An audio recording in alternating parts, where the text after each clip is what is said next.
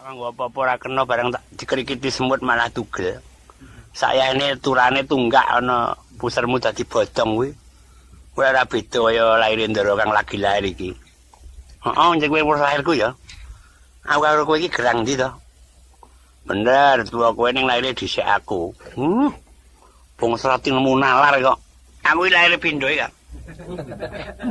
Lahir pisan esuk. Rendeng udan baline jadi lahir ke sore ngono. Keletan lahirmu ora caturan. Penemu goblok kok dinggo kok.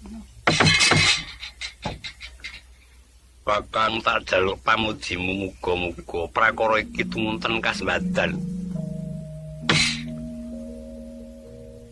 Aku ngrebut pusaka ingkang kaprithuk dening Kakang Prabu Karna. Lho niki budal pripun? Mapan para nyata Petruk. Ana nang lho kosek. Kenapa ada songonem kok lolonan? Yang biyen yo eneng iki. Menyuro barang yo eneng.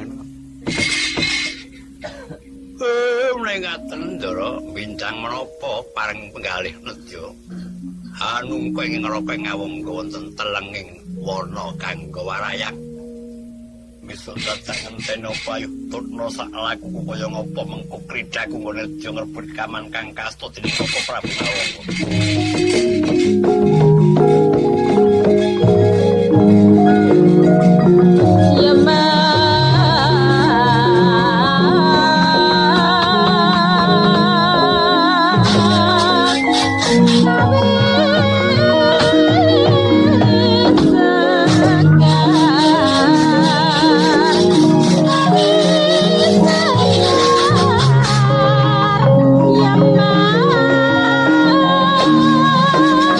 Yeah.